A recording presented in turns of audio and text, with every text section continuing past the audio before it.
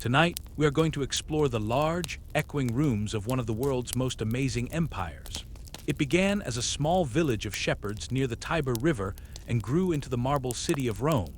It had armies that marched over continents and emperors who were full of power and fear. This is the history of the Roman Empire. I always like to know what part of the world you are listening from. I also wonder what time it is for you.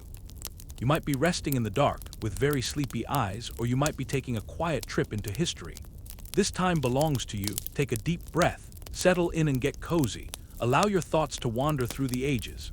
This is a tale that took more than 2,000 years to happen, and tonight it all belongs to you. Let us start. The story starts in the shadow of the Palatine Hill, where fog still covers the ground in the morning light of a time before the empire was made.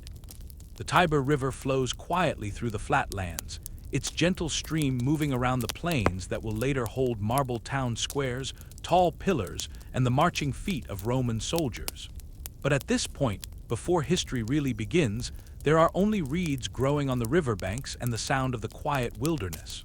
Before Rome could become a great city, there was a tale. It was a legend that was told over and over until it became a strong part of Italy's history that even people who doubted it couldn't ignore it. The legend is about twin boys who were the sons of a priestess named Rhea Silvia. Her uncle, King Amulius, had made her promise not to marry because he was afraid someone would try to take his throne. But it seems that you cannot stop what is meant to happen. The god Mars silently came to Rhea, and she had two sons, Romulus and Remus. When the king found out they were born, he commanded that they be thrown into the river. The order was carried out. The twins were put in a basket and were supposed to drown in the Tiber's muddy water. But the river was high and slow because of spring rain, and the water carried the basket to a safe spot in the shallows. There, by the roots of a fig tree, a mother wolf discovered them. She was not a scary animal, like some later stories said. She was a mother who did not have any pups. Her fur was thick and her breath was warm, and she carried the boys to her den under the Palatine Hill. She fed them milk there, and they survived.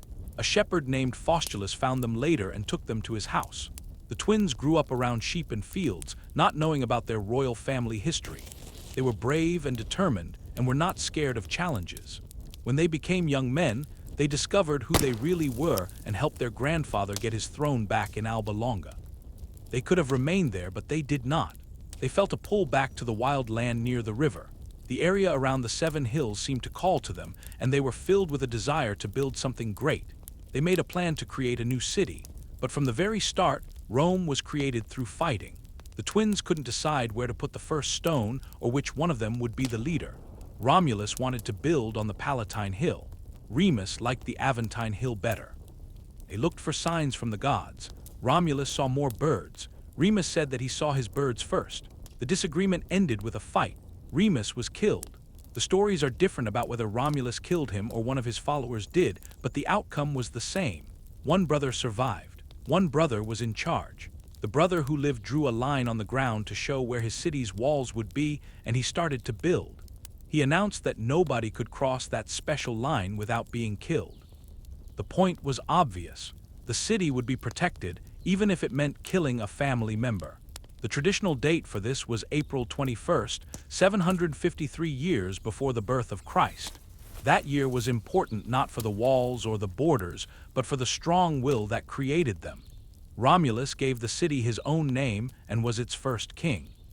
The new city grew around him in circles, made of simple huts, wooden fences, and early temples for gods that were not yet well known. Men from other tribes came to the new city, and because there were not enough women, Romulus planned the famous kidnapping of the Sabine women. At a festival, the Roman men captured the daughters of the nearby Sabine people and made them their wives. It was a cruel thing to do, but it brought two groups of people together. The Sabine men eventually made peace, and the city grew bigger again. In the years that followed, Romulus was still the ruler, but legends tell that his death was as strange as his birth. One day, he disappeared during a storm as if he were pulled up to the sky. His people thought he had turned into a god. Whether that was real or not, his city was still there. Rome was started with violence, created by ambition, and said to be favored by the gods. It was not the last time that stories and real life would mix, or that the empire's borders would be made with a sword. But at that moment, it was just a village next to a river, waiting in the quiet before its history began. The The city that Romulus started did not stay a lonely project for a long time. Rome expanded not just in how many people lived there, but also in how complex it was. It turned into a city of different tribes and difficult friendships. It was a place where new rules were made to control old human behaviors. Romulus was the king until he strangely vanished, and even though he was later honored as the god Quirinus, he left an empty throne. Other people would take his place. Rome was not going to be a republic or an empire just yet. For over 200 years, it was led by kings. Roman stories say that 7 kings ruled one after another. The names of some are like foundation stones in the legends. The second king, Numa Pompilius, was a Sabine man who was said to be smart and very religious. While Romulus had focused on building walls and making weapons, Numa focused on temples and organizing time. He created the early calendar, made positions for priests, and showed the people how to give offerings and live in peace when there was no war. The ceremonies he started were believed to have come from the gods themselves. Whether that was a fact or not, the people believed it. The city became more than just a place for soldiers. It became a place with its own pace and customs, a community that was slowly figuring out what order meant. Other kings came after him, and each one did things that would last. Tullus Hostilius, the third king, did not like peace and loved to conquer others. He destroyed the nearby city of Alba Longa and moved its important families to Rome, which made the Senate bigger. Ancus Marcius constructed bridges over the Tyber River and made Roman power spread to the west. Rome was not a village anymore. It was turning into a city with roads and ceremonies, with warriors and craftspeople, a community held together by a shared dream of greatness. The king had authority, but it was not total. A group of older men, called the Senate, gave the king advice. The people were separated into groups and had meetings, but their opinions did not have much power. Over time, Rome started to transform more quickly. The last 3 kings were said to have come from the Etruscan people. The Etruscans were from the north, and they had new knowledge about building, religion, and symbols. During the rule of King Tarquinius Priscus, work on the Circus Maximus started. Under Servius Tullius, the city was split into sections, population counts were recorded, and the army was restructured. It was said that Servius was the son of a slave woman and he became king because of his skills.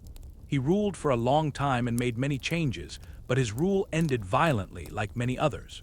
He was killed by his own son-in-law, who would be the last king of Rome. Lucius Tarquinius Superbus, known as Tarquin the Proud, seized the throne with violence instead of with permission.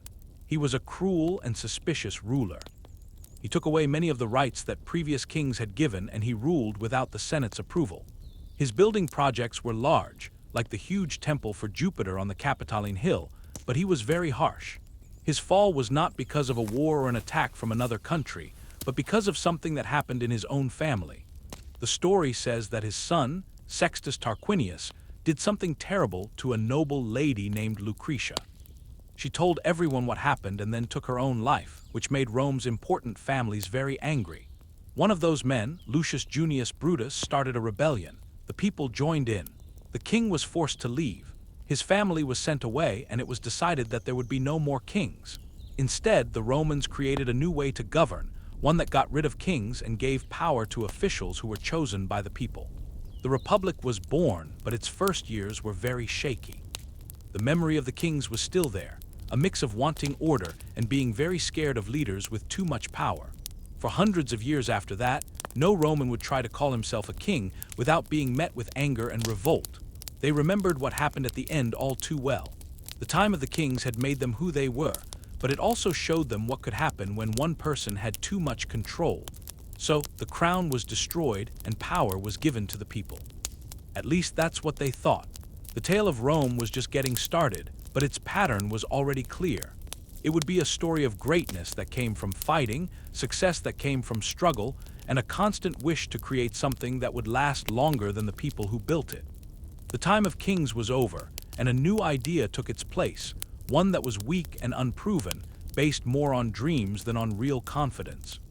It was known as a republic, a thing for the public, and it was made not to praise kings, but to have men who held power for a short time before they had to give it up.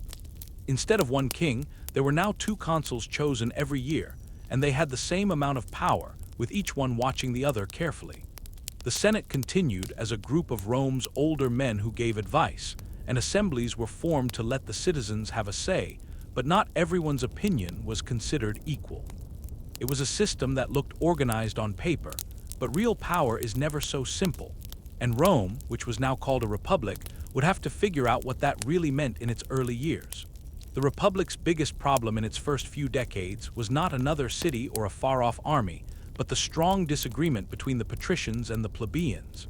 The patricians were the noble families, the people who owned land, and the ones whose ancestors had advised kings. They now made up the Senate and felt it was their natural right to be in charge. The plebeians were all the other people. They were the farmers, the craftspeople, and the soldiers who fought for the city but were not allowed to be in government, could not marry into noble families, and did not know the laws that controlled their lives. These laws were not written down but were only spoken, kept secret by the powerful families. And so the republic, which was created from a rebellion, kept having problems from within. The plebeians fought to be recognized in a country that wanted them to be loyal but did not give them equal rights. The first major protest was a walkout. In 494 BCE, the plebeians left the city. They went up a hill outside of Rome's walls and said they would not come back until they were given the right to have their own representatives. It was a brave thing to do at a time when staying together was key to survival, and the patricians, worried about a city with no workers or soldiers, agreed. The position of the tribune of the plebs was made, and these tribunes, who were protected and could not be harmed, were given the power to defend the people and block unfair decisions from the Senate or the consuls. It was a success, but it was just the first of many that were needed. The fight for equality went on for many years. The plebeians insisted that the laws be written down, so that justice could be seen, and so that the special rights of the powerful were balanced by what the common people needed. Eventually, they got the 12 tables, Rome's first set of written laws, carved on bronze and put in the forum, so that every citizen, rich or poor, would know the rules and not be controlled by secret ones. These wins were difficult to get and were never fully complete. Power is not given up easily once it is held. Patrician families found new ways to stay in charge, sometimes giving up small things while making their control stronger in other areas. The plebeians were allowed into new government jobs, but getting true equality was a long and difficult process. Still, the groundwork was being established. Through protest and being patient, Rome was becoming a republic, not a perfect one, but a persistent one. Was slowly discovering that a stable government has to be earned, not just inherited, and that a great nation is not built in quiet, but through arguments, pressure, and finding middle ground. Outside the city's walls, there were other dangers. Rome was not the only city on the Italian peninsula. It was one of many, with rival tribes and proud people who would not give up easily. Rome had wars with the Latins, the Sabines, and the Volsci, and it got used to the harsh reality of constant fighting. In 390 BCE, something terrible happened. A Gallic army from the north attacked the city, and Rome's defenses failed. The Senate was killed. The story goes that the sacred geese of Juno made loud noises as the Gauls secretly climbed the Capitoline Hill at night. Rome was attacked, its streets were on fire, and the people who survived had to pay gold to get their city's freedom back. It was a painful memory that would never go away. This event made the Romans even more determined. From the destruction, the Romans rebuilt their city. They made their walls stronger, changed their army, and promised that such a shameful thing would never happen again. The Republic survived. It struggled and changed, it broke and fixed itself. In just a few generations, it was a city that was no longer led by kings, but it was also not yet completely ruled by law. It was a living thing that was always changing, a government that became stronger each time it was broken and then repaired. Its people argued, protested, rebelled, and served.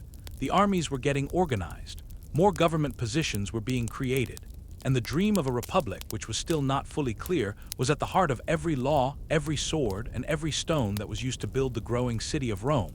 The city of Rome did not expand because it was meant to. It expanded because it fought. The hills and valleys of Italy were not empty, and they were not just waiting for someone to rule them. They were already home to old cities and traditions, to proud mountain tribes, coastal Greek towns, and Etruscan kings who had been in charge before Rome even existed. Rome did not take over Italy all at once. It also did not take control of its neighbors as easily as later stories claimed. It fought hard for every piece of land. And the story of how Rome grew from a small city to the ruler of all of Italy is a long, difficult history of wars that tired out armies and changed who people were. Every battle helped build something bigger than what was there before. In the beginning, the fight was just to stay alive. After the Gauls attacked in 390 BCE, Rome strengthened its borders and started to look at the lands beyond them. Its first expansions were not a planned takeover, but were a messy series of fights, revenges, broken agreements, and battles over land. The Latin League, which was made up of cities that used to be as powerful as Rome, fought against Rome's growing control.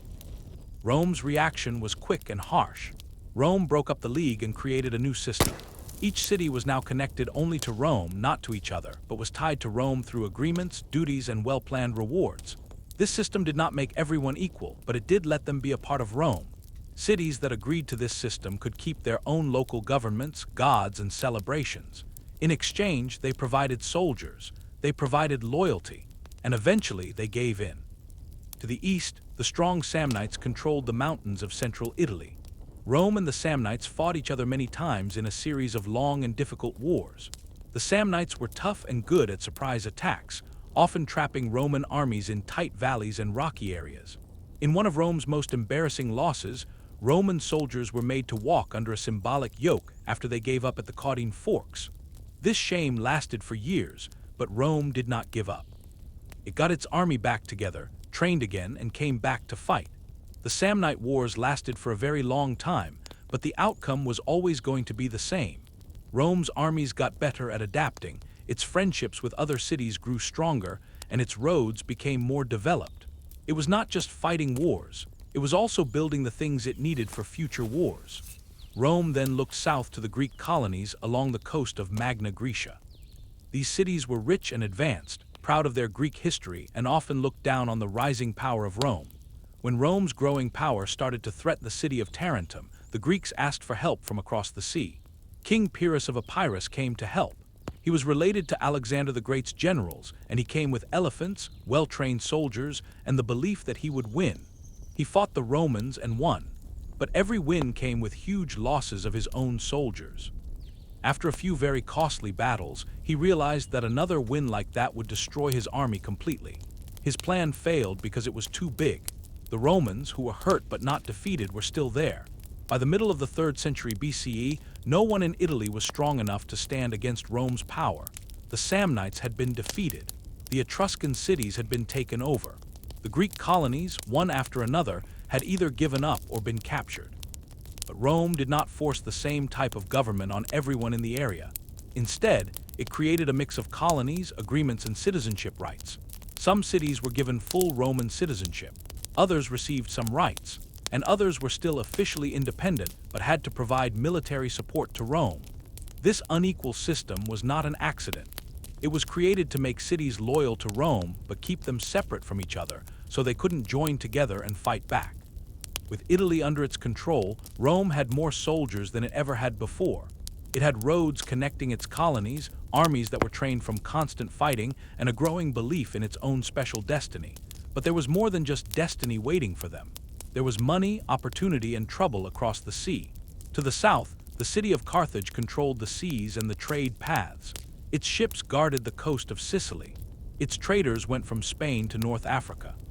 Rome's expansion in Italy had brought it right next to another major power. The wars in Italy were over. The wars to build an empire were just starting. The wars in Italy had shown Rome how to keep going, how to get hurt without giving up, and how to unite people, not because they were from the same place or had the same culture, but because they shared laws, goals, and the chance to be part of something bigger. But on the other side of the sea, another power had been growing just as strong, not with armies, but with ships, not by taking over land, but by getting rich from the sea. The city of Carthage was on the coast of North Africa, with its harbors full of trading ships and its walls strong enough to stop any army. It was a city of traders and naval commanders, of markets and temples, and it was fiercely independent and quietly ambitious.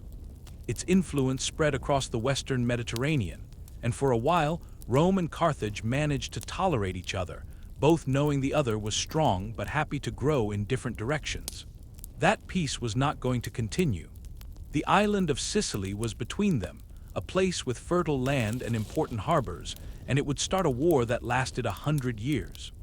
In the middle of the 3rd century BCE, a small group of soldiers for hire took over the Sicilian city of Messana and got stuck between two bigger powers.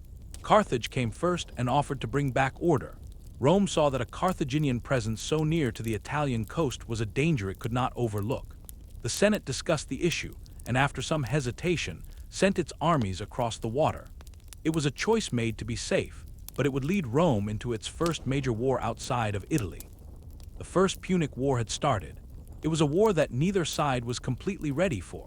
Carthage was the master of the sea, and Rome did not have much experience with naval battles. But the Romans, as they always did, learned very fast. They built ships that were copies of captured Carthaginian ships, trained their sailors with strict discipline, and invented a boarding bridge called the corvus, which allowed them to turn sea battles into the kind of close quarters fighting their soldiers were used to. The war went on for more than 20 years. Rome would win battles, but then its ships would be destroyed in storms. Carthage used its stronger navy to fight back but had trouble controlling land. Cities were captured and recaptured, alliances changed, and the island of Sicily became a place where thousands of soldiers died. In the end, it was Rome's ability to keep fighting that won the war. In 241 BCE, after winning a final naval battle near the Aegates Islands, Carthage asked for peace. Rome made them agree to very tough conditions. Sicily was made into Rome's first province outside of Italy. The Republic had gone beyond Italy and taken foreign land for itself. But the peace with Carthage was not strong, and the bad feelings did not go away over time. When Carthage started to focus on Spain, trying to get its power back with new conquests and silver mines, Rome watched with a lot of distrust. The tension increased with each new campaign. The final conflict was started not by Rome, but by a Carthaginian general whose name would be remembered in Rome with fear. Hannibal Barca was the son of a commander from the First War, and as a child, he promised he would never be at peace with Rome. In 218 BCE, he kept that promise. He led a large army from Spain, crossed the Pyrenees Mountains, went over rivers, and did something no Roman believed was possible. He brought his army over the Alps and came down into Italy, starting a war right in the middle of the Republic. It was not just an attack, it was a brilliant plan. Hannibal's army, tired and smaller after crossing the mountains, still won every battle. At the Trebbia River, at Lake Trasimene, and at the terrible Battle of Cannae, he outsmarted and completely destroyed Roman armies. Tens of thousands of Roman soldiers were killed in a single day at Cannae. It was such a complete defeat that even the most experienced commanders felt hopeless. Cities in southern Italy switched sides. Rome was filled with fear, but the Republic did not give up. It changed its strategy. Under the careful leadership of Fabius Maximus, Rome stayed away from big battles and instead attacked Hannibal's supply routes. Hannibal stayed in Italy for over 10 years, never losing a battle but also being stuck there. He was a danger that Rome could not defeat but also refused to surrender to. While this was happening, Rome was fighting in other places. In Spain, new young generals were becoming famous. One of them, Publius Cornelius Scipio, showed he was an excellent commander. He captured the city of New Carthage, forced the Carthaginian armies out of the Iberian Peninsula, and then took the war to North Africa. In 202 BCE at the Battle of Zama, Scipio and Hannibal fought for the first and only time. It was the opposite of what happened at Cannae. This time the Roman plan worked. Hannibal's elephants were made to run back into his own soldiers. His infantry, tired and with fewer men, could not beat the Roman legions. Carthage lost.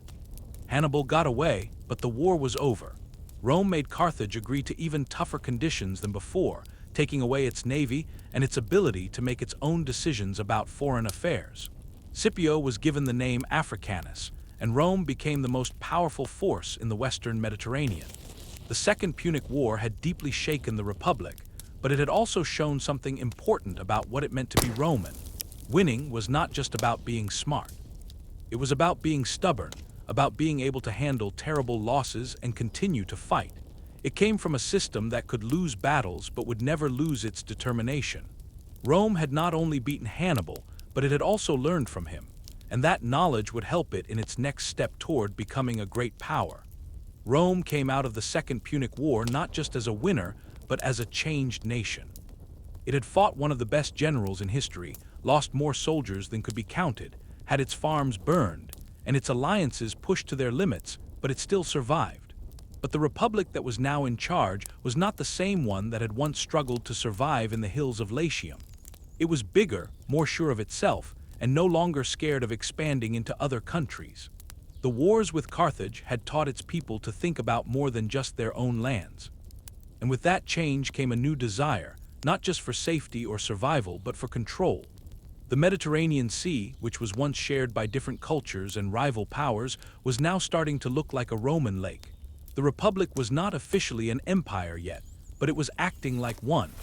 The last bits of Carthaginian power were still there after the Battle of Zama, but they were weak, and Rome kept a close watch on them. Carthage had its navy taken away, was not allowed to go to war without Rome's permission, and had to pay a lot of money. But it was still a city of trade, doing well in business and farming. For many years, it paid what it owed and was not a threat. But its success started to bother some people. There were senators in Rome who thought that Carthage should not be allowed to get strong again. The most famous of these was Cato the Elder, who finished every speech, no matter what it was about, with the same serious words, that Carthage must be destroyed. In 149 BCE, when Carthage used its army to defend itself against a neighbor in Africa, Rome used it as an excuse.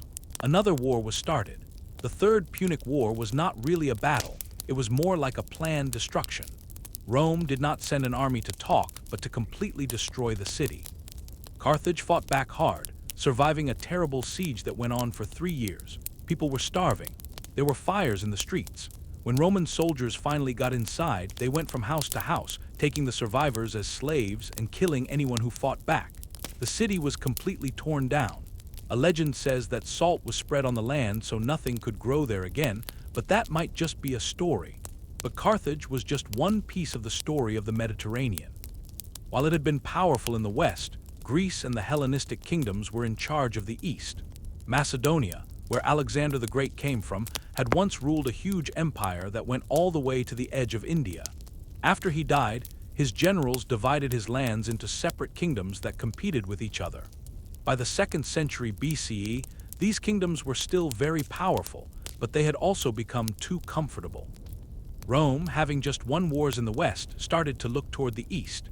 At first, it said it was only there to help its allies, but helping soon turned into getting involved, and getting involved led to war. The Macedonian Wars were a series of fights that let Rome get more and more involved in Greek politics over the years.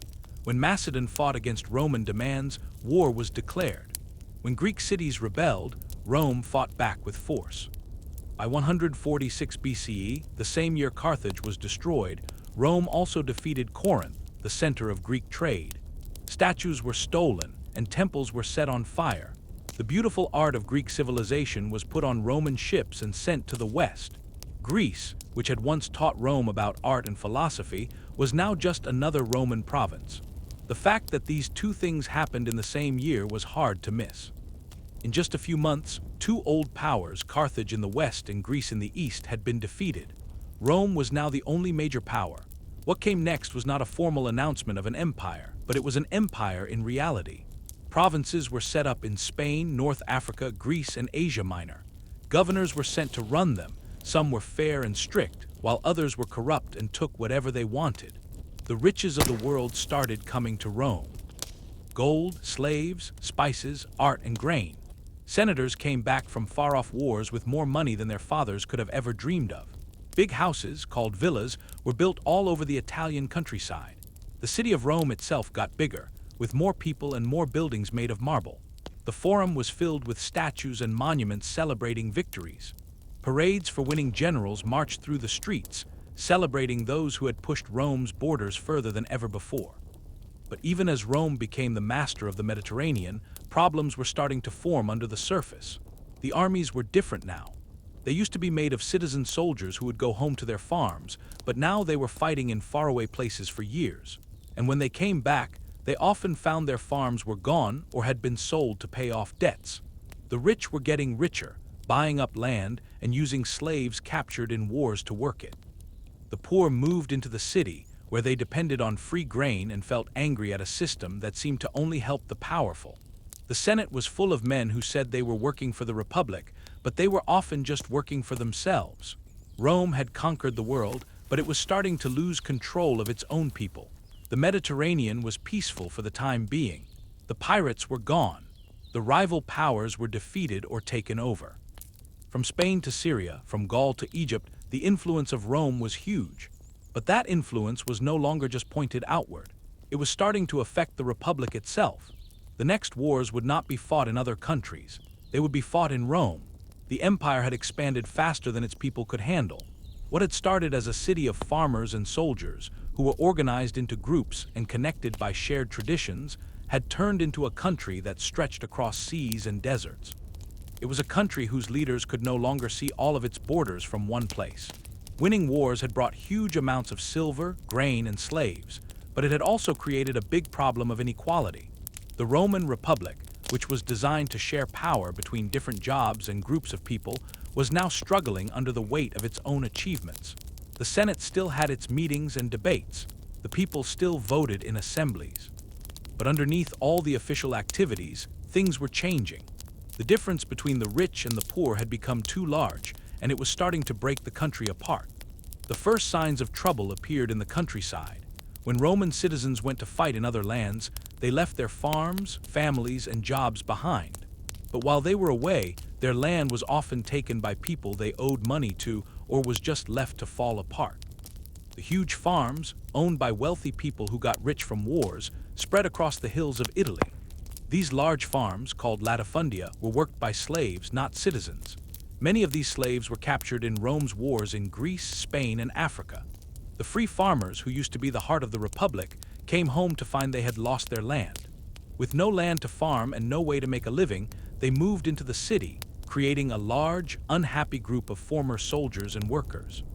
They no longer believed in the old values of the Republic, and now depended on free grain and the promises of ambitious politicians who said they were on their side. The brothers Tiberius and Gaius Gracchus entered this difficult situation.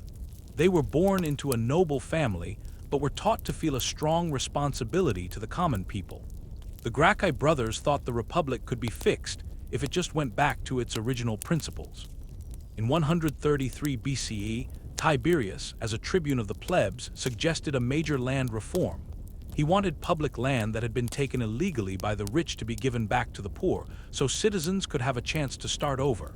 It was a plan that followed the law, but it was met with great anger.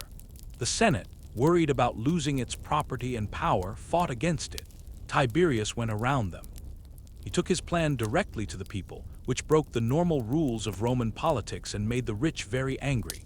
When he tried to get re-elected as tribune, which was seen as trying to become like a king, his enemies took action.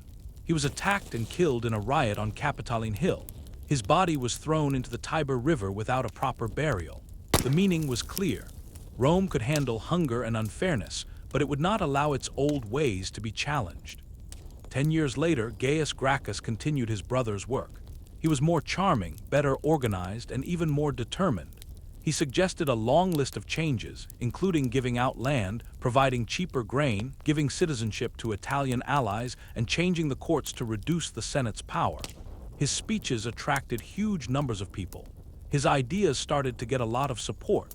But once again, people pushed back. The Senate, being more careful this time, did not try to stop him directly. Instead, it supported other tribunes and waited for people's opinions to change. When fighting finally broke out between his supporters and the government, the Senate passed the Senatus Consultum Ultimum, a special order that allowed them to use any force needed to protect the Republic. Gaius ran away. He was trapped on a hill across the river, and he asked a slave to kill him before the government could. His head was taken as a prize. His followers were tracked down and killed. The attempt to make things better had ended with violence once again. The deaths of the Gracchi brothers were not just political losses. They were the start of a new time in Roman politics, a time when violence was no longer the last option, but a way to get what you wanted. The Senate had shown it was willing to kill to keep its power, and future politicians learned to use fear just as well. New leaders started to appear. There were generals who were popular with the common people. There were commanders who promised their soldiers not just money, but also land, fame, and safety if they were loyal. One of these men was Gaius Marius, who came from a simple background and became powerful through his success in the military. He changed the army, letting poor men without land join, and these soldiers became more loyal to him than to the government. His victories in North Africa and against tribes from the north made him a hero. The way he gained power by being elected consul many times was a sign of trouble. The old rules said that no one should have that much power for that long, but the old rules were being broken. Marius had demonstrated that if the people and the army supported you, the old rules were not important anymore. Soon after, Sulla came along. He was a nobleman who became a general, and he saw Marius as a competitor and the Republic as something to be used.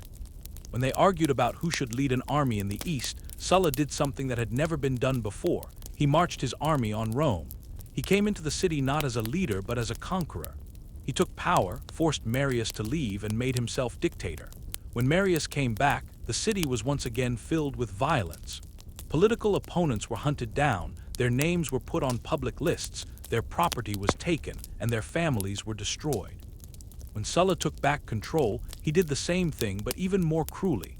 He said he was fixing the Republic, but his actions had torn it apart. After many years of violence, he left public life, leaving behind a government that looked the same on the outside but was broken on the inside. The Republic had survived the Punic Wars, it had survived Hannibal, and it had survived hundreds of years of outside threats, but now it was fighting against itself. The streets were not safe anymore. The elections were not fair anymore. The Senate was not in charge anymore. It was just reacting to events. And slowly but surely, the idea of Rome as a republic, with shared power and citizens in charge, was starting to disappear. The people had begun to look for strong leaders, not for the law. They were searching for someone who could bring back order, even if that person acted like a king. In the middle of the Republic's broken promises and the violence that had stained the Forum, a new leader began to emerge. His family name was already well known in Rome for many years. Caesar was a name that came from a noble patrician family, a name that claimed to be related to old gods and kings. But for much of his early life, Gaius Julius Caesar had only his name and his ambition. He grew up during a time of political killings, saw his friends killed by Sulla's orders, and learned that power in Rome was not about tradition, but about being in the right place at the right time, about having influence, and most importantly, about taking chances. He was charming, well-spoken, incredibly smart, and never got tired. He learned how to give speeches, became an expert in law, served in the army, and moved up through every level of Roman politics with a careful and patient desire to succeed. He saw the Republic not as something to be respected, but as a game he planned to win. Caesar joined the populars, the group that said it represented the common people, even though many of its leaders were nobles themselves.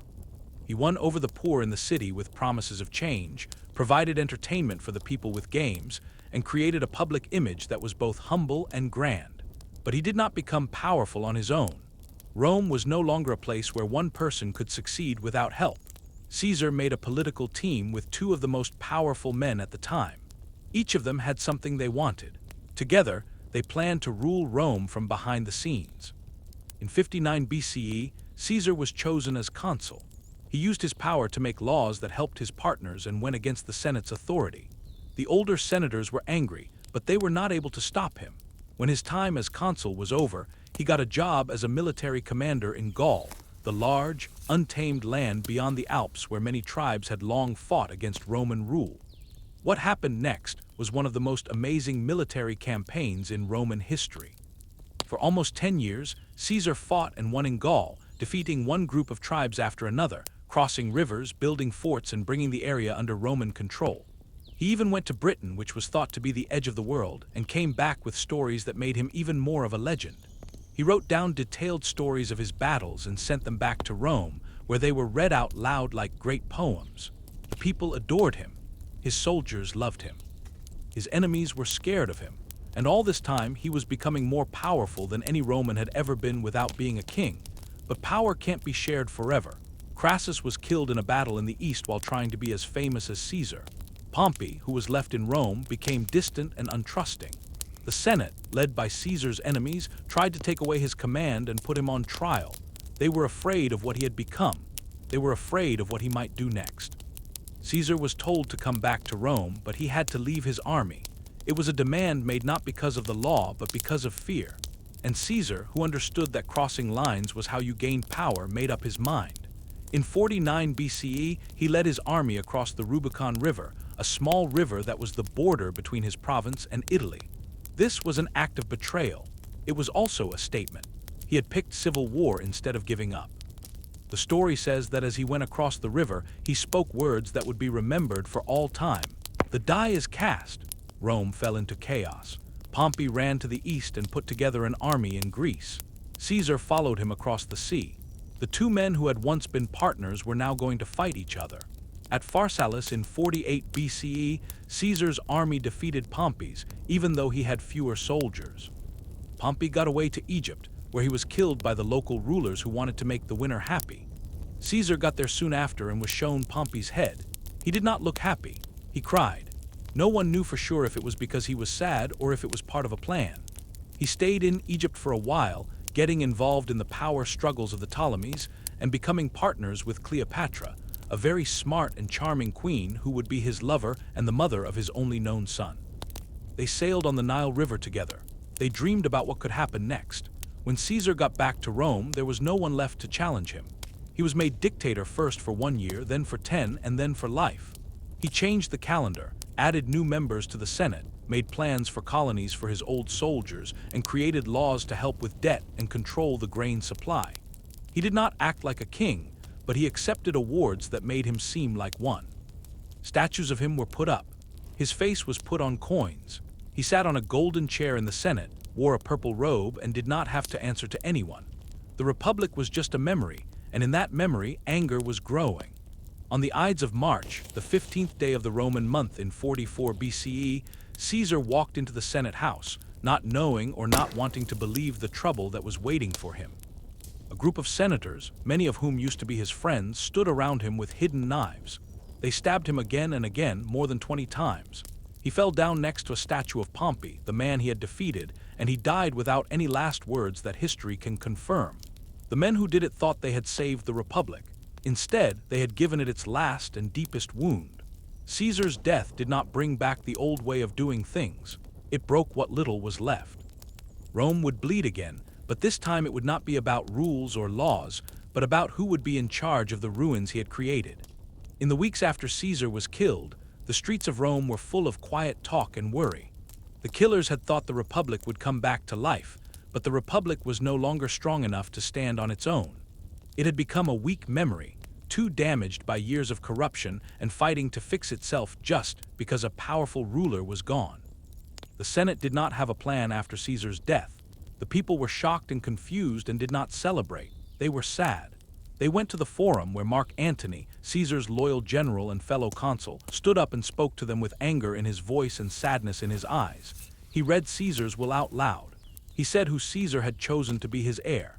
He showed them the bloody robe, and with each word, the crowd's feelings changed from confusion to rage. Rome did not rise up to bring back the Republic. It rose up to get revenge for Caesar. The person that Caesar's will named as his adopted son, and the next leader was not a famous general or an experienced senator. He was a teenager. His name was Gaius Octavius, and when Caesar died, he was in Greece finishing his schoolwork and was not well known. But when he heard the news and got the new name, he did not wait. He crossed the sea, came to Rome with quiet confidence, and started to make friends. He was young, but he was not a fool. He did not fight the Senate. He did not yell or brag. He talked and made deals. He observed. He was patient. And when the time was right, he teamed up with Mark Antony and Marcus Lepidus to create a new group of rulers, a second triumvirate, which was given legal power by the government to defeat the assassins and bring back order. Together, they went after Brutus and Cassius, the leaders of the plot, and beat them at the Battle of Philippi in 42 BCE. The men who had tried to save the Republic killed themselves on a faraway battlefield, far from the city they had wanted to protect. But no team in Rome was meant to last forever. Octavian and Antony soon started to fight each other, and their competition became more serious with every piece of land they took. Antony went to the east, where he became more and more influenced by Cleopatra. Their relationship was both about love and about power, and it made people in Rome very suspicious. Octavian stayed in the west, making his own power stronger, presenting himself as the defender of Roman ways, and secretly getting ready for the fight that was sure to come. The Senate, tired of civil war and wanting stability, supported the man who promised to protect Roman values. In 31 BCE, the two sides fought a battle at sea near a place called Actium. Octavian's army won. Antony and Cleopatra ran back to Egypt, where they later killed themselves so they would not have to face the shame of being captured. When they died, the last problem was gone. Octavian was the only one left, but he did not make himself king. He knew Rome too well for that. Instead, he accepted honors that the Senate gave him, let them give him new titles, and said he was only bringing back the Republic. In 27 BCE, he was given the name Augustus, which meant the respected one. He called himself Princeps, the first citizen, a man of the people and a servant of the Senate. But in reality, he had complete power. The Senate did what he told them to do. The armies were loyal to him.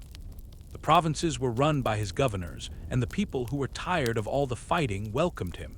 He was not the one who destroyed the Republic. He was the one who changed it. Under Augustus, Rome began a time of amazing peace and wealth. It would later be known as the Pax Romana, the Roman peace. It was a time when the borders were safe, trade was successful, and cities all over the empire grew under the safety of Roman law and order. Augustus changed the tax system, made the borders stronger, built roads and aqueducts, and supported the arts. He filled the city with marble buildings as he had said he would, and he made Rome not just the center of government, but the shining center of an empire. He changed the army into a professional group that was loyal to the government, not to individual generals. He created the Praetorian Guard to protect him and keep the capital city safe. He ruled for over 40 years, which was long enough for a whole new generation to be born that only knew him as their leader. But under the peaceful surface, the system he had built was still weak. It was never clear who would rule after him. He had no sons who survived. He adopted relatives and planned for his heirs, but he saw many of them die before he did. In the end, he picked his stepson Tiberius, who was a good leader but a serious man who did not have Augustus's charm. Still, Augustus lived long enough to get ready for the change. When he died in 14 CE, the Senate said he was a god. Temples were built for him, and the empire he had created remained strong. The Republic was gone except in name, and something new and more lasting had taken its place. The people had not fought against it. They had agreed to the change. They traded chaos for order, fighting for stability, and their vote for a leader who would listen, even if their opinion was not as important as it used to be. Rome had moved from a time of citizens to a time of emperors, and the world, from the dusty hills of Judea to the windy shores of Britain, now followed the orders of one man. When Augustus passed away, he left more than just a city of marble and an empire of provinces. He left a problem that no Senate could fix and no law could properly solve. Who would be the next ruler? The Republic, in its idea, had always selected its leaders, but the empire that Augustus created could not handle a period without a leader or a fight over who should rule. The soldiers required commands, the governors needed instructions, the borders had to be defended, and the people, who were now used to many years of peace, needed a name to honor in their prayers and requests. That name was Tiberius, a man who had not wanted power but took it because it was his duty and his inheritance. He was Augustus's stepson, an experienced general and a man with a careful nature. While Augustus had been friendly and had big ideas, Tiberius was private and serious, feeling more at ease with soldiers than with praise from the Senate, but he knew how the empire worked, and he ran it with strictness. Under Tiberius, the system that Augustus had made continued to function. The provinces stayed peaceful, the armies remained loyal, taxes were gathered, roads were kept up, and laws were followed. But in the capital, distrust started to grow. Tiberius did not trust many people and had informants and spies all around him. He depended a lot on the Praetorian Guard, especially its leader Sejanus, who became so confident that he thought he might one day become emperor himself. When Tiberius left public life and moved to the island of Capri, Sejanus ruled in his place, killing his enemies and gaining more power until he was also found out and executed. The last years of Tiberius's rule were filled with fear and doubt. This was not true for the provinces, but for the powerful people in Rome. The Senate obeyed, the people were quiet, and the empire waited. When Tiberius died in 37 CE, the throne was given to his grandnephew, a young man named Gaius, but the world would remember him as Caligula. His early life was full of darkness and death. His father, the popular general Germanicus, had died at a young age in a way that made people suspicious. His mother and brothers had been killed or sent away by Tiberius. Caligula made it through by keeping his opinions to himself and figuring out how to make powerful people happy. When he became emperor, everyone was happy. He was young, good-looking, and the son of a hero. For the first few months, his rule seemed very hopeful. He freed prisoners, gave money to soldiers, and held big, expensive games. But then something changed. It might have been an illness, or the stress of being emperor, or the result of many years of hidden emotional pain, but Caligula's mind started to break. He said he was a living god, dressed up like Jupiter, told people to worship him, and showed no respect for the Senate. He was cruel in a very public and constant way. He killed people for fun, spent huge amounts of money in just a few days, and ruled with wild shows instead of with common sense. After 4 years, he was killed by some of his own guards. His death caused chaos until the Praetorian Guard discovered his uncle hiding and made him the new emperor. The Senate was shocked, but they did not fight it. Claudius was not a typical ruler. He was a quiet, clumsy man who had a stutter that made other people think he was not smart. But he actually had a brilliant mind, a passion for history, and a slow, careful way of doing things. He took the job of emperor not because he wanted power, but to stay alive. And once he was in charge, he ruled with great attention. Claudius made the empire bigger by conquering Britain, which added another valuable piece to Rome's territories.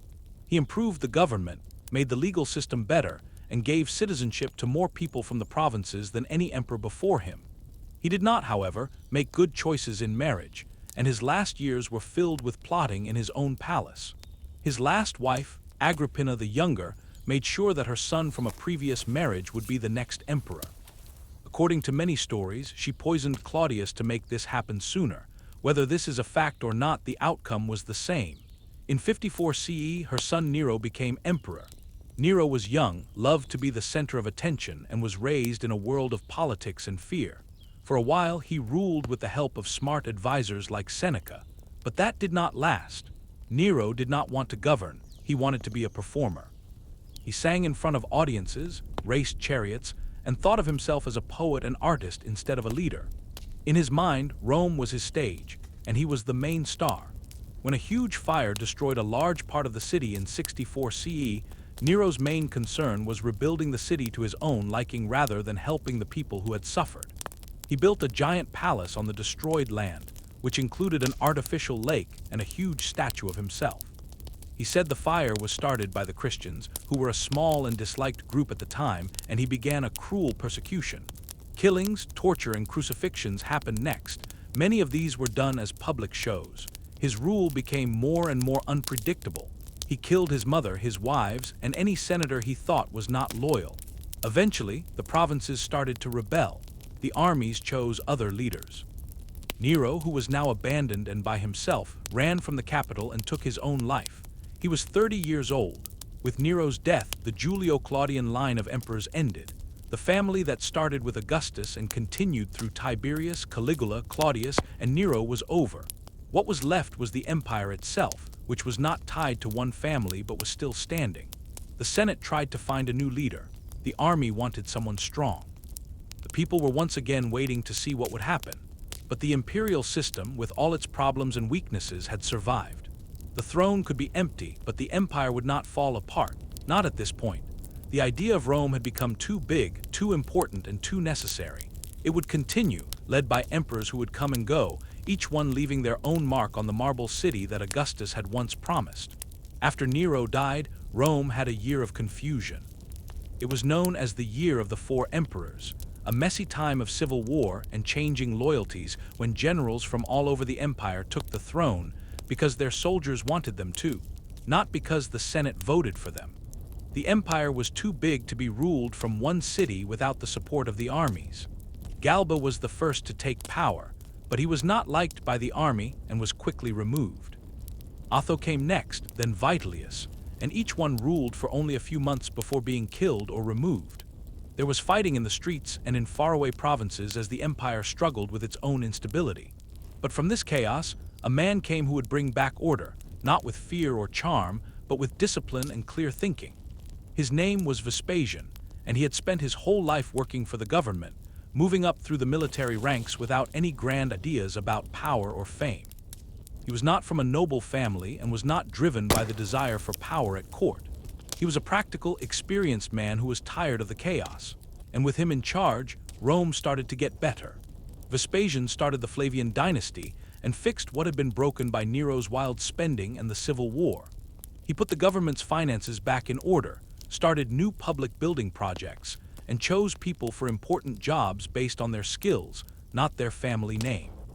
It was during his rule that the Colosseum started to be built in the center of Rome, a building that showed both the empire's love for entertainment and its strength.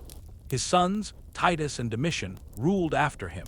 Titus was known for being kind and for making good decisions, and he was emperor when Mount Vesuvius erupted and destroyed Pompeii and Herculaneum. Domitian was more of a dictator and was very suspicious. He ruled for a longer time but was killed by people in his own court. The dynasty was over when he died, but the empire's structure, which was now stronger and better run, continued. The Senate, in a rare moment of agreement with the army, picked a new emperor, not based on family, but on his abilities. This choice would start what historians later called the era of the 5 good emperors. The first one was Nerva, an old senator who had no children and no dreams of ruling forever. He governed in a balanced way, gave some power back to the Senate, and most importantly, chose a capable person to be the next emperor. That man was Trajan, a general born in Spain whose leadership would make the Roman Empire its largest ever. Trajan was brave and ambitious, loved by his soldiers, and never stopped trying to conquer new lands. He marched east, defeated the Dacians, and took their gold mines. He spread Roman power far into the Near East, taking over Armenia and Mesopotamia, and went as far as the Persian Gulf.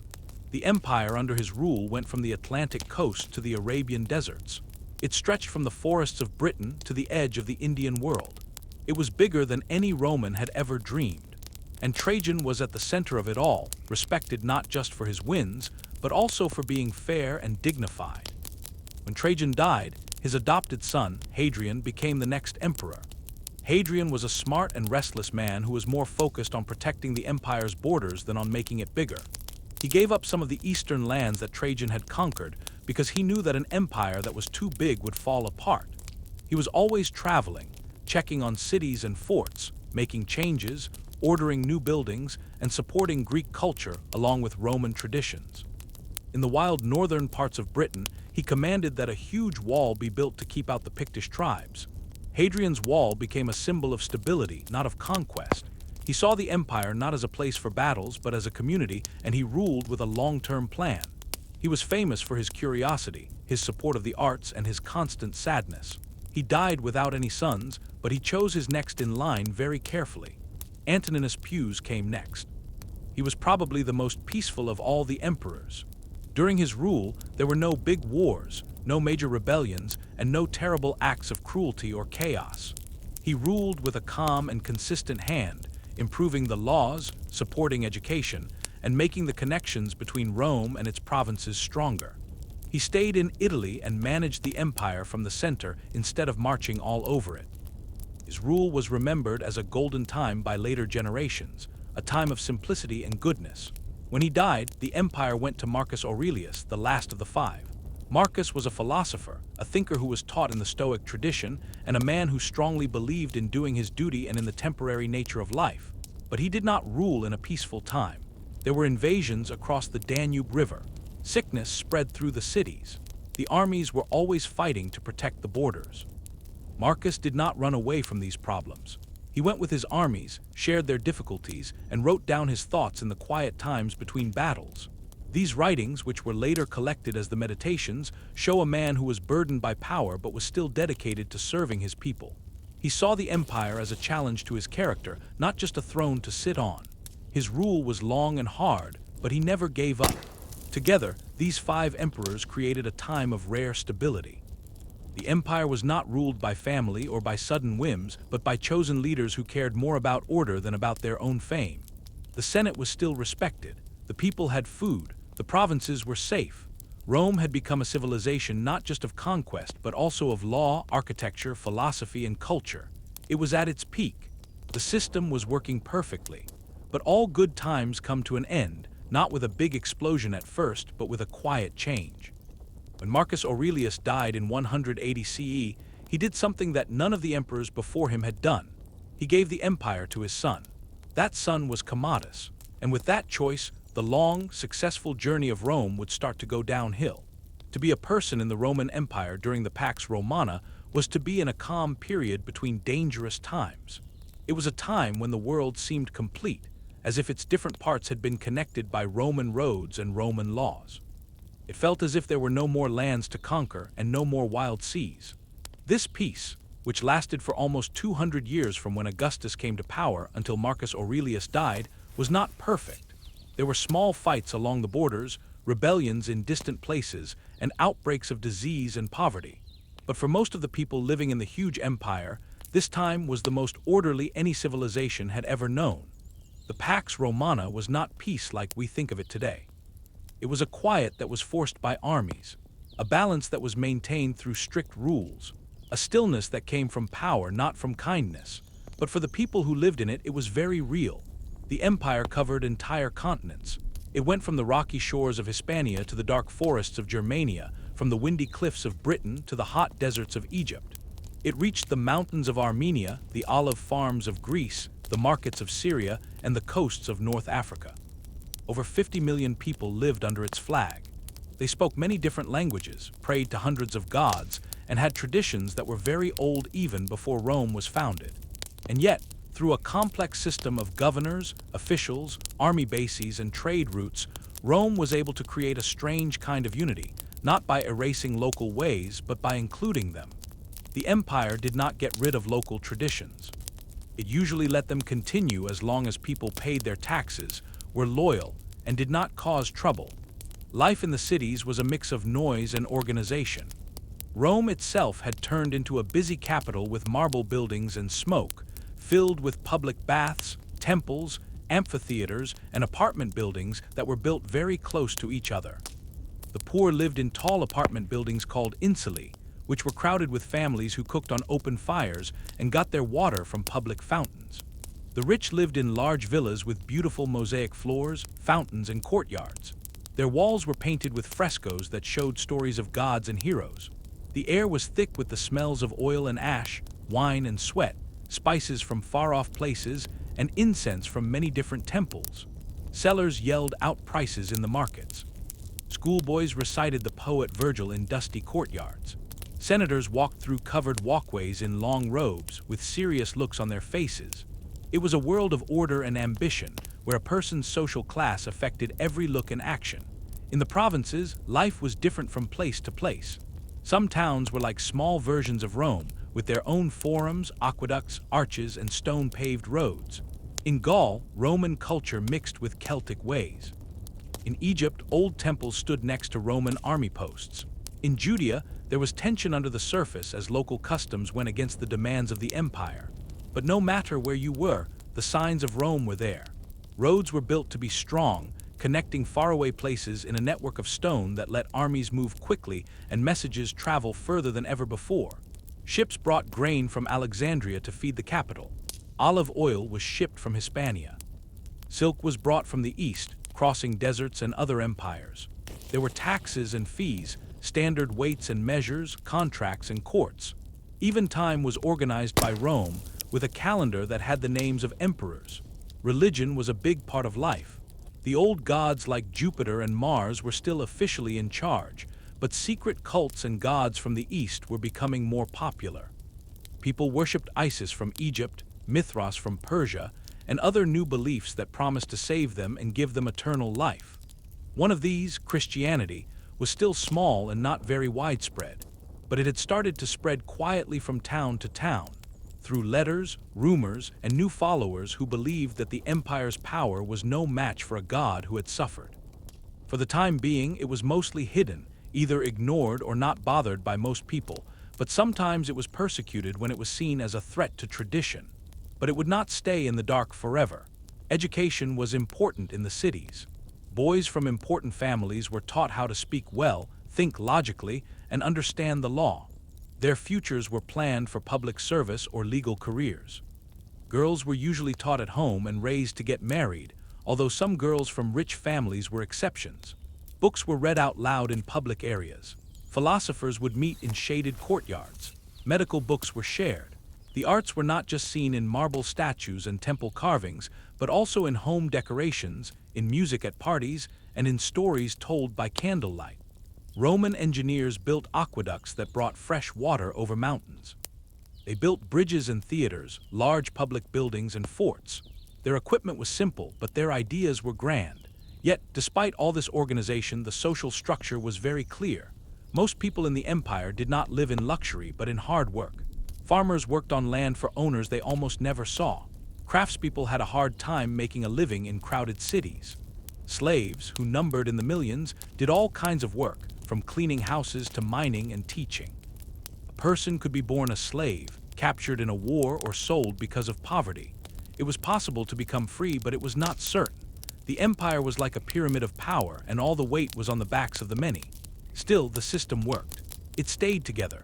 It lasted longer than any other system of its kind had ever done.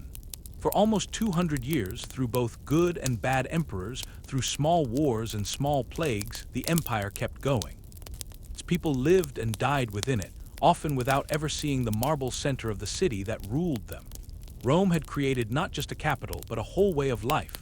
A system that offered order if you obeyed, peace if you were quiet, and food and entertainment if you gave up your power. It was a deal that many people took, and for a while it seemed like it would last forever.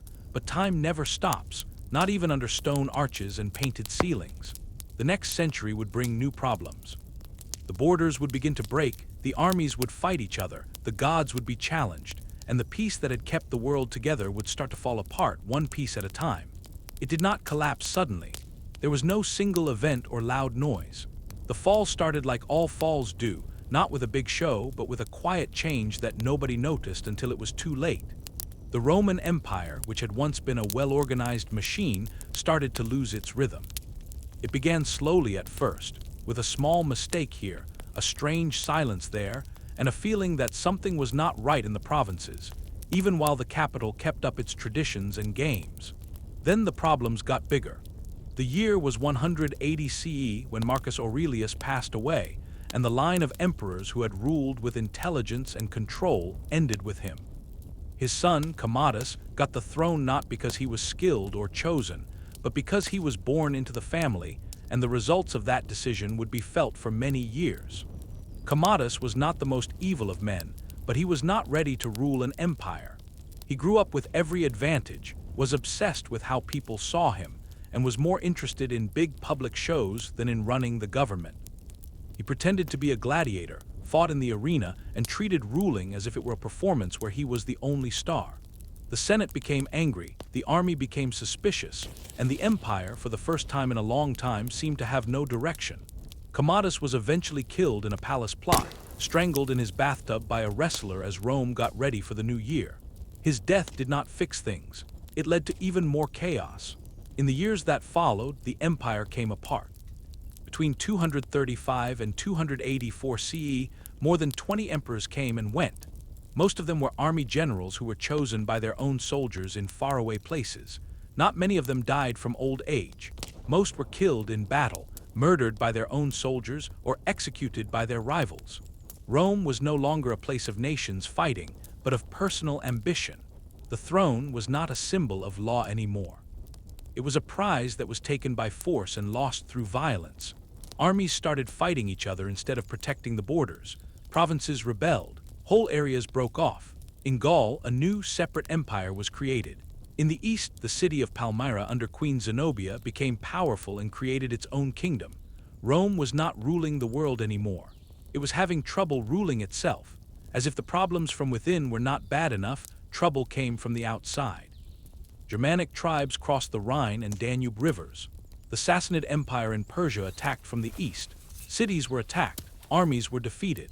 For the first time in hundreds of years, the empire's borders were broken, not just once in a while, but repeatedly. Villages were burned and forts were captured. The idea that Rome was in complete control was gone. Trade decreased, the value of money went down, and hunger and disease came back. In some cities, the number of people dropped by half. The streets that used to be filled with fine buildings and happy voices were now filled with fear and decay.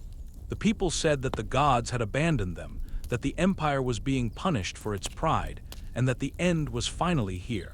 And yet, the empire did not completely fall. In the middle of all this trouble, a few leaders came forward to try to hold things together. One of them was Emperor Aurelian, a soldier who was hardened from fighting on the frontier and who worked tirelessly to get back what had been lost. He reconquered the areas that had broken away, defeated the Eastern Queen who had challenged Roman power, and pushed back the invaders who had dared to cross the northern borders. He was given the name Restitutor Orbis, which means restorer of the world. He had walls built around Rome itself, because he felt that even the capital was no longer safe. He ruled with strictness and a clear plan, but like many before him, he was betrayed by his own people and died before he could finish his work. The crisis of the 3rd century was not just one single event. It was a long period where confidence was lost, a time of fear and fire when the empire seemed to go from one emergency to another. The system that had once seemed to be forever turned out to be surprisingly weak. It had grown too large. It had relied too much on the loyalty of its armies and the idea of unity. It had not managed to create a good system for choosing the next emperor. But even as the old ways of doing things were breaking, something new was starting to form. The empire had not died. It had changed. It had bent under the pressure, but it had not broken.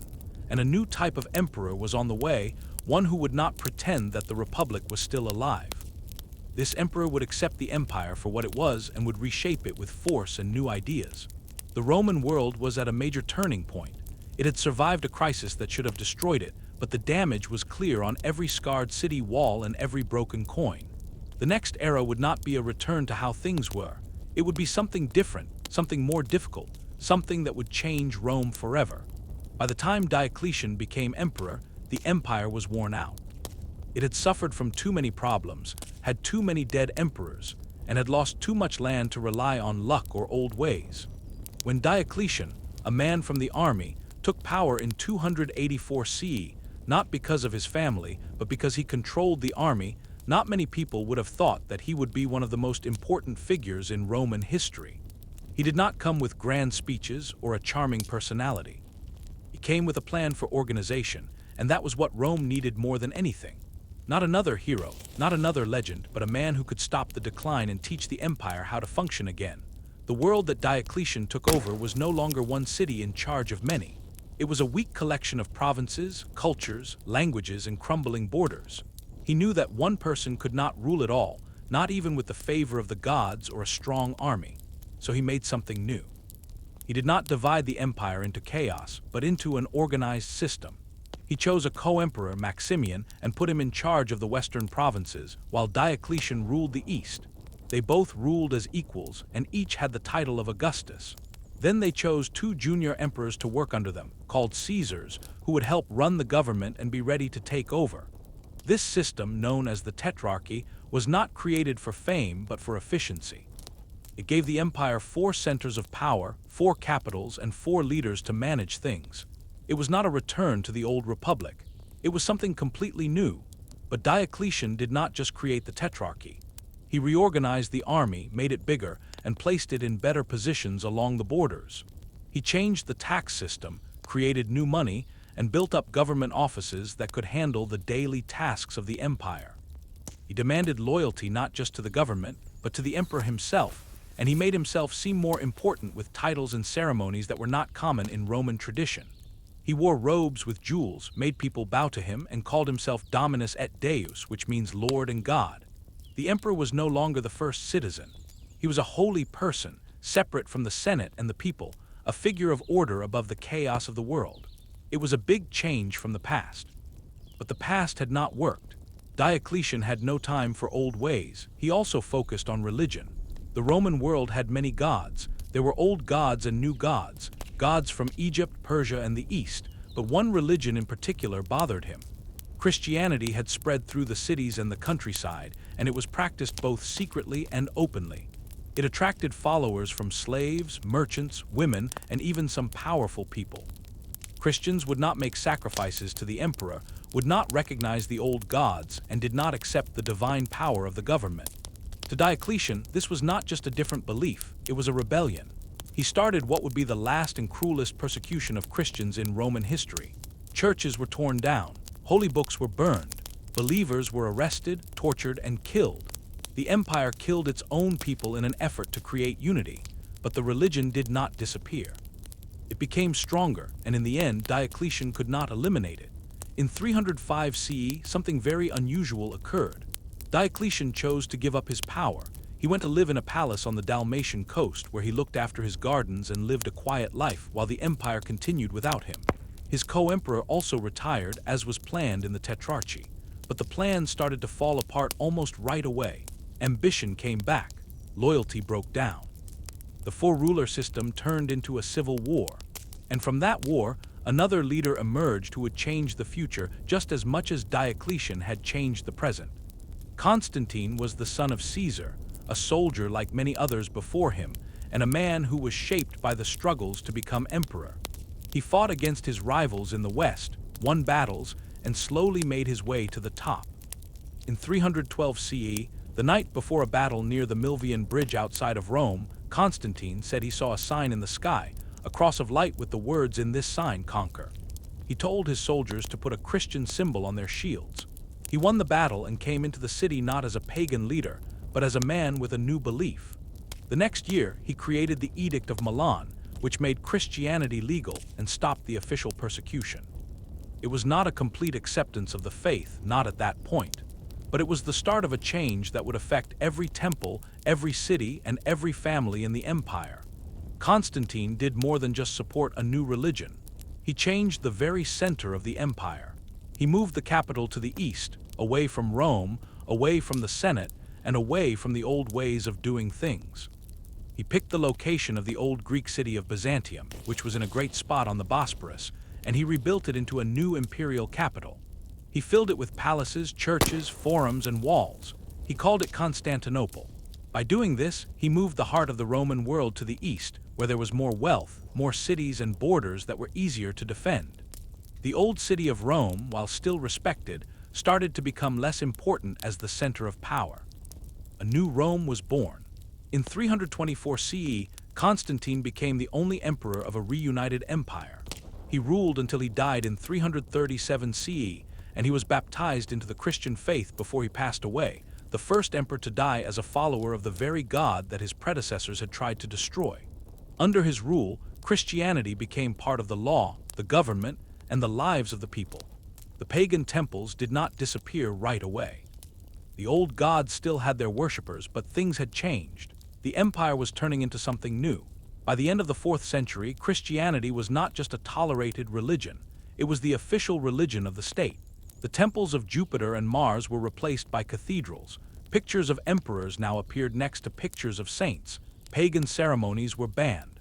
The Senate, which was once the proud voice of Roman tradition, became even less important. And in 395 CE, after the death of Emperor Theodosius I, the empire was officially split again. This time, it was not a system for sharing power, but two separate parts. The Western Roman Empire would be ruled from Milan and then Ravenna. The Eastern Roman Empire would stay in Constantinople. Diocletian had split the empire to save it. Constantine had put it back together and changed its soul. Together, they had completely changed the nature of Roman rule, turning it from a republic into a monarchy, from polytheism to Christianity, and moving its center from Rome to Constantinople. What started as a city by the Tyber River had become a civilization that covered a continent, with many languages and many ways of praying. But even as the East started to do well, the West would soon begin to decline. In the last years of the 4th century, the western part of the Roman Empire was like a tired old giant. It still had an impressive name and was full of tradition and history, but it was weak on the inside. It still looked grand with its bishops and government workers, its marble palaces, and its senatorial titles. But the power that had once let it conquer the known world was fading away. The emperors in the West wore the purple robe, but they did not have much real authority. They depended more and more on military leaders to get things done, and these leaders were often not Roman by birth or background. They were from outside the borders. They were born in the forests of Germania or on the plains of Scythia, men who grew up in tribes that Rome used to hunt, but who now fought in its armies, moved up in rank, and influenced its future. The word barbarian had been used by Romans for a long time to talk about people who lived outside their world. These were people who did not speak Latin or Greek, who did not worship Jupiter, and who did not follow Roman law. It was a word that showed distance and disrespect. But the real situation was much more complicated. The so-called barbarian tribes like the Goths, Vandals, Franks, Saxons, Alans, and Huns were not just wild groups of people. They were societies with their own leaders, warriors, children, and histories. They had traded with Rome for a long time, served in its armies, and looked up to its cities. But as things got more difficult beyond the eastern borders, these tribes were pushed westward in larger groups. The Huns, who were fierce horsemen from the central plains of Eurasia, started to move west slowly, forcing everyone in their way to move. The Gothic tribes, who were desperate to get away from the violence, went to Rome not as attackers, but as people seeking safety. In 376 CE, a very large group of Visigoths came to the Danube River and asked for permission to enter Roman land. They wanted protection. They offered to obey Roman rule.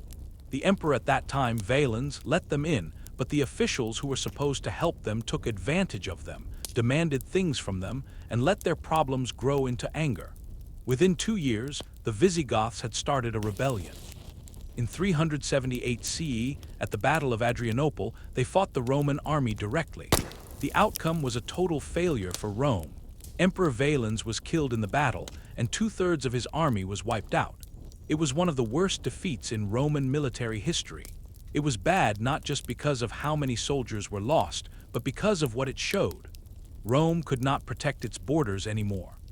The legions, which were once the best in the world, had been defeated by men who had once asked to fight for them. What happened next did not bring order. It brought difficult agreements and more violence. The Visigoths were not forced to leave. Instead, they stayed inside the empire. Sometimes they were allies, and sometimes they were enemies, often moving around looking for land and respect. They were led by Alaric, a chief with great ambition and skill, who had once worked for Rome and now was against it. He wanted what many others wanted, a place within the Roman system. He wanted a home for his people. He wanted to be seen as legitimate by an empire that still said it was eternal, but he was told no. He was ignored by Roman officials who could not get past the old idea that Rome was superior. And so, he marched his army. In the year 410 CE, Alaric brought his army to the gates of Rome itself.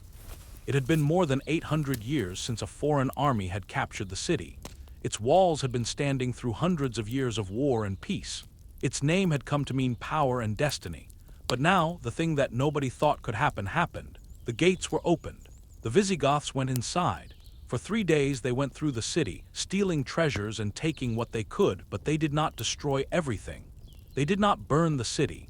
They did not ruin it. But they did destroy its image of being unbeatable. The attack on Rome shocked the entire world. For many people, it seemed like the end of everything. If Rome could be defeated, what else could possibly stand? In reality, Rome had already been declining for a while. The capital of the Western Empire had been changed to Ravenna, a city that was easier to defend because of its marshes and the sea. The Senate had become mostly a ceremonial group. The real power was with the generals, many of whom were not Roman, who led armies that were more loyal to money than to the idea of being Roman. One of these generals was Stilicho, a man of Vandal background who tried to keep the empire together but was killed by the same government he was trying to save. Others would rise and fall in a similar way, getting caught in plots and betrayals. As the years went by, more tribes came into Roman lands. The Vandals went through Gaul, into Spain, and then to North Africa, where they took Carthage and stopped Rome's grain from coming in. The Franks made their homes in northern Gaul. The Huns, led by the feared Attila, attacked from the east, threatening both parts of the empire. In 452 CE, Attila marched toward Rome, but a group led by Pope Leo I persuaded him to turn back, although the reasons why are not clear. Some say it was because of skilled talks. Others think it was because of disease, lack of food, or superstition. Whatever the reason, Rome was saved again, but not for much longer. By the middle of the 5th century, the Western Empire was no longer a powerful, independent force. It was a collection of failing provinces, empty military posts, and changing loyalties. The emperors themselves were often just puppets, put in power and then removed by powerful military leaders who were the real rulers.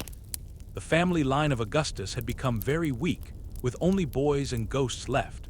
And even though the Eastern Empire was getting stronger from its capital in Constantinople, the West was starting its final decline. What was once the center of the world was now waiting quietly, empty and fading, as new powers moved in like wolves in the distance. By the last years of the 5th century, the Western Roman Empire had turned into a memory that was still pretending to be alive. It had all the signs of power, like imperial titles, marble buildings, and old ceremonies, but it lacked the real strength that had once made Rome the ruler of the known world. The armies did not march when the Senate called.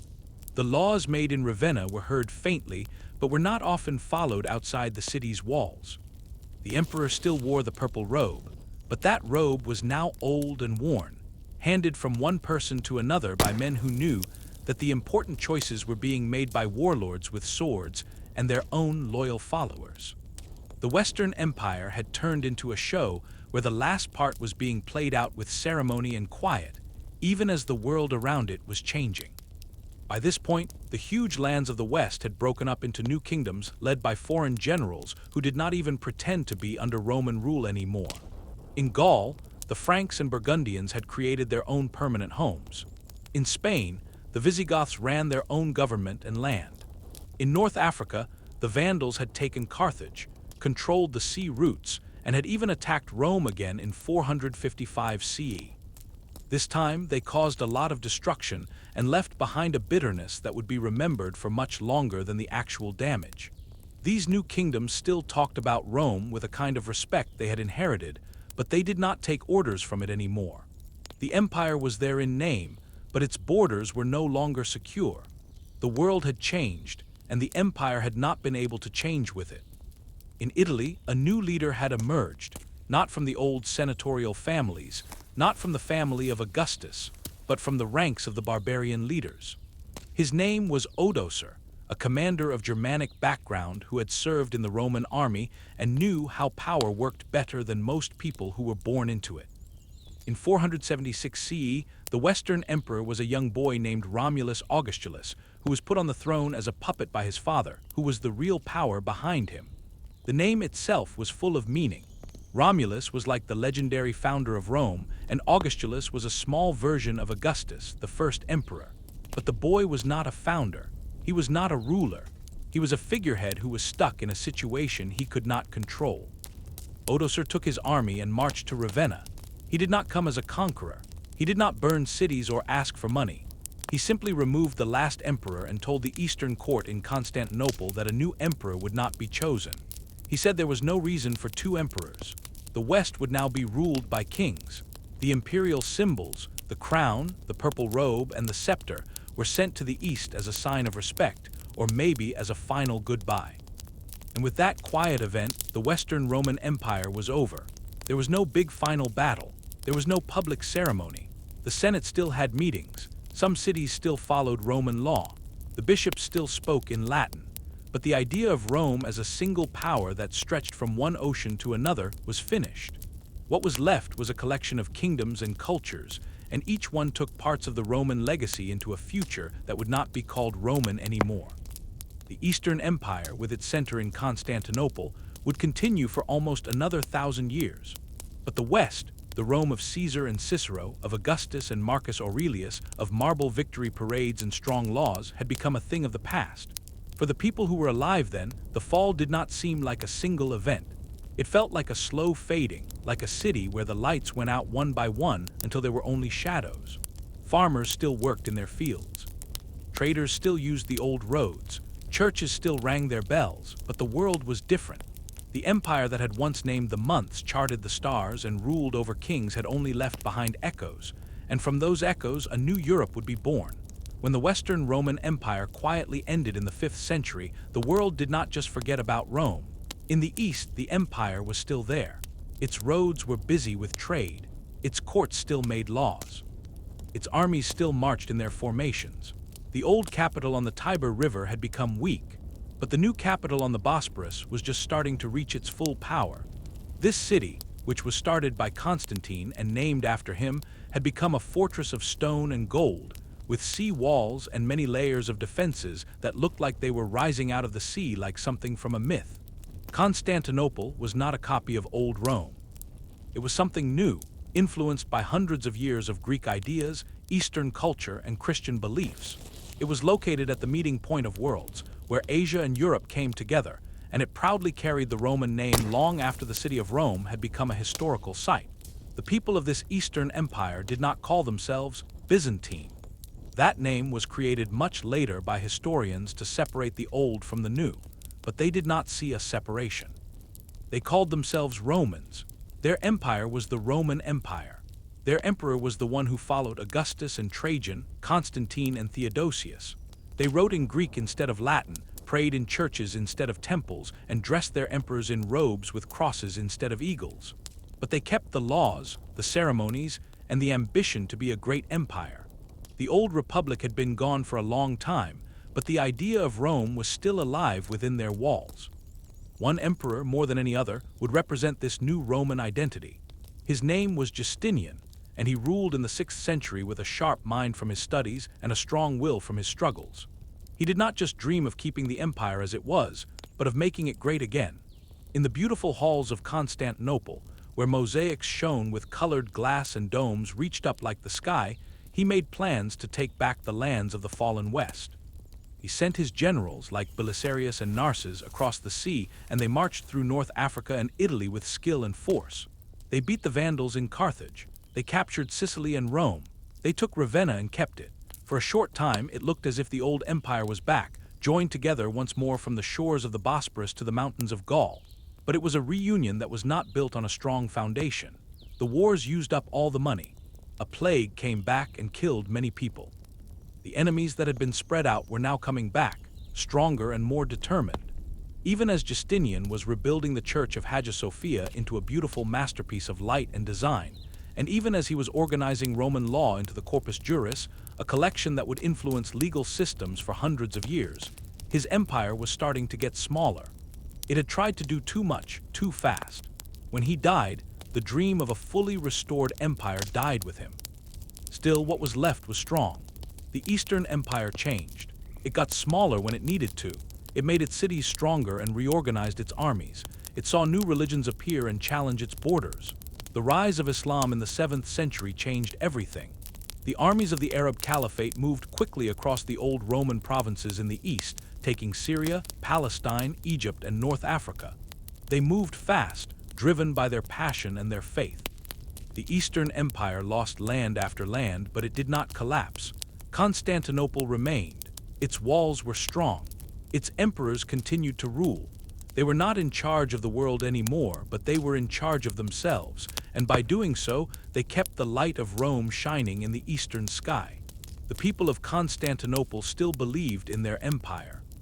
They prayed to saints, lit candles under golden icons, and argued about religion with the same passion that earlier generations had argued about politics. They called their emperor Basilius, and he was both the ruler and the defender of the faith. The church and the government had become one, and together they created a culture that was different from anything else in the world. Byzantine art was filled with gold and mystery. Byzantine diplomacy was careful and patient. Byzantine survival was based not just on armies, but on knowing the careful balance of war, marriage, religion, and trade. For hundreds of years, this empire acted as a barrier between Europe and the growing powers of the East. It was a shield, a mirror, and a living memory. And through all of it, the name of Rome was still there. It was carved in stone, whispered in prayers, and carried in language and law. The old capital was gone, but the idea lived on. It lived in every citizen who called himself a Roman. It lived in every law that was written in the emperor's name. It lived in every morning when the bells of Hagia Sophia rang through the city and reminded the world that even though time had passed, the empire was not over yet. The Eastern Roman Empire had survived troubles that would have destroyed weaker powers. It had bent, but had not broken under invasions, rebellions, plagues, and religious conflicts. Its people had seen the world change around them, seen kingdoms rise and fall, and seen the map of Europe change like sand in the wind. But they still called themselves Romans. They still met under their golden domes and sang hymns in the presence of mosaics that shined like sunlight trapped in stone. They thought their city was eternal. They thought their walls could not be broken. And for many centuries, it looked like they might be correct. But no empire can last forever. Not even one that has lived longer than its twin. Not even one that is protected by 3 layers of walls and the best harbor in the known world. The fall of Constantinople was not a quick event. It was a slow decline, a gradual loss of strength that happened over many generations. By the 11th century, the empire was smaller and weaker. Its armies were not the well-trained forces of the past. Its economy was struggling because of wars and problems with trade. The rise of the Seljuk Turks in the east was putting pressure on its borders. Anatolia, which used to be the main source of Roman grain and soldiers, was lost from imperial control. Losses in battle started to seem like they could not be reversed. Resources were used up, and with them went the confidence that had once filled the marble streets of the capital. Then came the event that destroyed more than just land. In 1204, during the Fourth Crusade, an army of Latin Christians from Western Europe did not attack the Muslims of the Holy Land, but instead attacked the city of Constantinople. Driven by politics, greed, and broken promises, they attacked the city they were supposed to protect. They broke through the walls. They stole from the churches. They burned the libraries. And for 3 days, the Queen of Cities was turned into ash and filled with screams. Holy objects were stolen, gold was melted down, monks were killed, and women were taken from holy places. It was not just a defeat, it was a complete humiliation. And it was done not by foreign enemies, but by people who said they had the same faith. The empire was split into parts, ruled by Western lords who did not know its language, its laws, or its spirit. But even then, it was not completely gone. In 1261, Byzantine armies took back the city and brought back imperial rule. The emperors came back. The church services started again. The mosaics were fixed, but something important had been lost. Constantinople had survived, but it was hurt in a way that could not be healed. The years that came after were years of just trying to survive. The empire was now just a small part of what it used to be, mostly just the city and a few other areas in Greece. The emperors were no longer the rulers of a huge territory. They were the keepers of a historical treasure, taking care of a legacy that went all the way back to Augustus and Romulus, but could no longer lead armies or change the world. And while the empire got weaker, a new power grew. The Ottoman Turks, who came from Anatolia and were organized and determined, got closer and closer to the center of the Byzantine world. They conquered one city after another, one province after another, until only Constantinople was left. The walls were still strong and the spirit was still proud, but it was not enough anymore. The armies were no match. The Ottomans surrounded the city with cannons and siege weapons. In the spring of 1453, Sultan Mehmed II started his final attack. For 53 days, the people of Constantinople fought back. Citizens, monks, soldiers, and volunteers from other countries fought together on the walls. The city prayed in its churches, sang from its rooftops, and hoped for a miracle, but no miracle happened. On the 29th of May, the walls were broken. The gates were taken, and the last emperor, Constantine XI, who came from a line that went back more than 1,000 years, died fighting with his sword at the last barrier. His body was never found. The city was captured. The great cathedral of Hagia Sophia was emptied, its altars were taken out, and its bells were silenced. Then it was made holy again, not as a Christian church but as a mosque. The Ottomans marched through the streets not to destroy but as conquerors who knew the importance of what they had taken. Constantinople became Istanbul, and the empire, which had once ruled from Britain to Egypt, from Gaul to Mesopotamia, took its last breath. And yet, even after it was gone, Rome did not disappear. It continued in the laws that were passed down to kingdoms and courts all over Europe.